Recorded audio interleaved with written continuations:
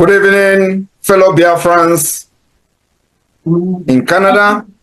Good evening, Biafrans all over the world that are watching this program from different platforms. Good evening, ladies and gentlemen of the press that are seated in your different location, listening and watching to my tour of Canada today. Good evening, well-wishers and friends of Biafrans. I am not here to give a speech that will last for hours, but I want to just go straight to bullet point. For those of you who do not understand what we are doing, we are fighting for our freedom. And I believe that everyone in this life and in this world, wherever where you are, the country where you reside in, have a history. Now, I want everyone of us here today and those who will listen to this particular speech to note one very important fact. Nigeria state came into being through conquest. This is a fact that nobody can change. Nigeria came into existence through conquest. And the forceful imposition of foreign rule, which denied the indigenous people in Niger area the opportunity to negotiate and choose what they wanted. That is the problem. We have lived with this foreign rule and this forceful union for decades, over 100 years. That is the problem. Now, I want everyone listening to me today to also understand that after this forceful union of Nigeria, called the amalgamation, successive regime, both before and after the shambolic independence, continue to hold the state together in a similarly forceful manner, the same pattern and the methodology that the conquest and invasion and the colonizers came in with. They thought by the forceful and the barrels of the gun, they will continue to kill people for the unity of Nigeria. That also is the problem today. So, this impression that they are creating, that the country must remain as crafted from the amalgamation by the colonialists, and that this country called Nigeria unity is non-negotiable. That is also the problem.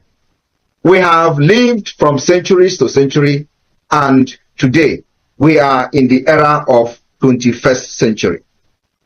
We are now in a global village where the things of the past and the things of the old are changing to become new. And they don't want to change Nigeria with the dangerous diversity that have now emanated from different angles and the different injustices and corruption, and now Nigeria has found itself to become an Islamic state. That is the problem.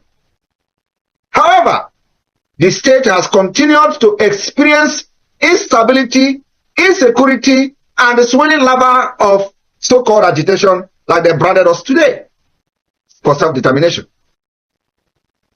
The Biafran government in exile and in the homeland, called the de facto government, has taken the liberation or so-called agitation from agitation to liberation by using what I called a multi-dimensional approach, relying on documentary evidence, observations, and descriptive analysis of the Nigeria state.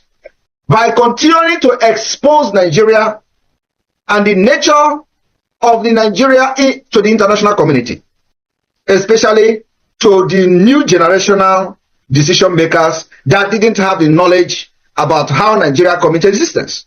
They have to be educated to know why we are fighting and why we must fight till Biafra is recognized and become an independent state. There is no going back. So they need to be educated to know when this thing comes to their table, the decision they could make that will impact the world. Because this is not just about Africa, but to impact the world positively. Now, this exposition of Nigeria includes the pattern of the coexistence among the different ethnic groups in Nigeria, including with their dangerous diversity. The extent these different dangerous diversities coexist, they exhibit the proactive for as well as factors that militate against the national integration, including when they say the RRR after the Biafra War. The manner the government promotes national unity and the factor that ignite the so-called the separatist tendency like they brand us today. The inability to foster sense common identity and the national consciousness among the different ethnic group and these different dangerous diversities. The continuing promotion of inter-ethnic hatred by this same Nigeria. Every person, single person occupying the highest position or one of the high positions in Nigeria today have promoted the inter-ethnic hatred, which is the reason one of our sister, Amaka, is here today. Every one of us has been a victim of the Nigeria leaders' promotion of inter-ethnic hatred and unhealthy rivalry of these diversities, as well as the bad governance rooted in corruption and divisiveness. And above all, the move from the secular state to the Islamic State of Nigeria.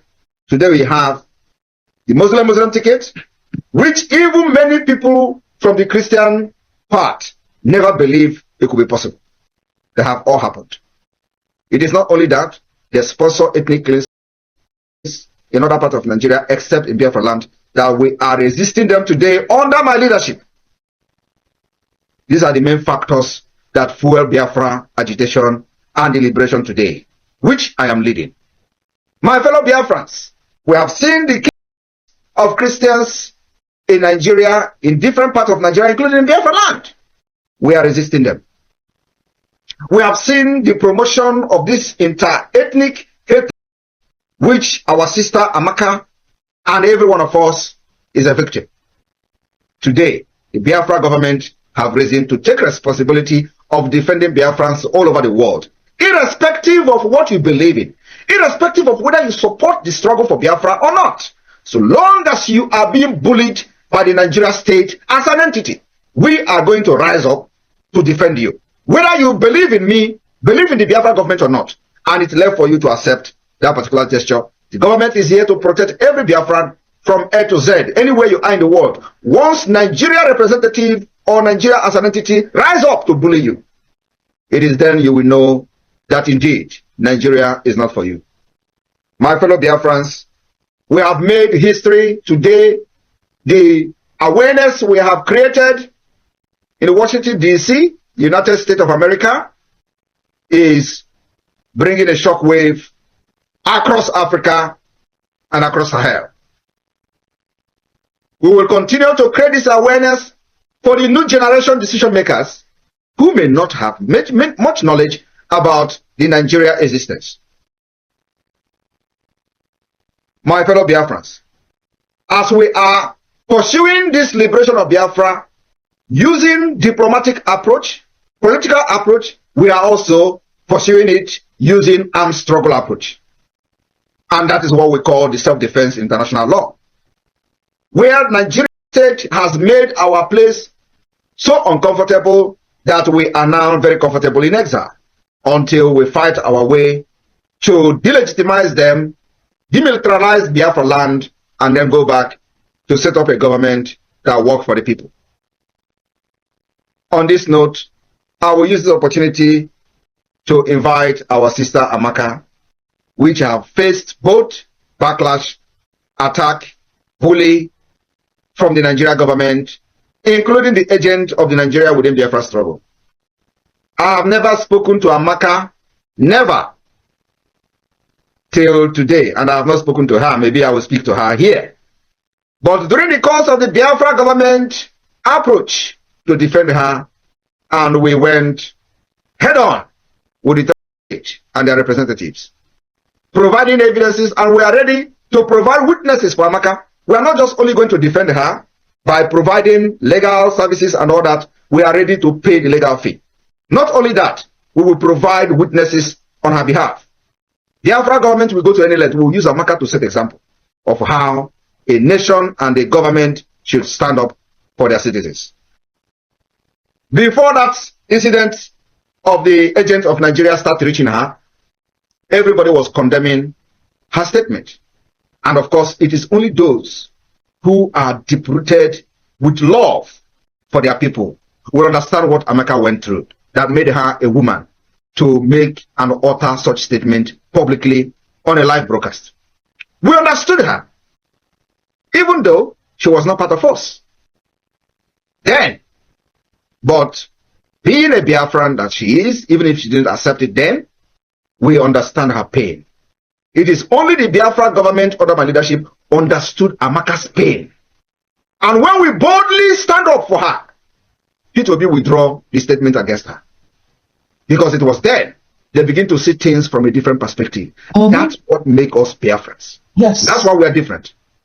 And today, Amaka is here against all odds. Yes. Because she has been cursed, according to people who claim they have power to curse people. But their people are dying in their villages. They don't have the power to kill them. They say they have cursed Amaka because Amaka identifies herself with the Biafra Prime Minister. I am telling you today, Amaka, no curse. Even the one that I have laid upon you before this whole incident, the spirit I carry in me will neutralize every curse, whether from your family, from your village, and that is here. I am releasing that power that God has conferred in me, that every curse laid on you by anyone, before and after, will go back to them from today. Just watch and see. He said, I welcome you, Amaka. Give Biafra. He said,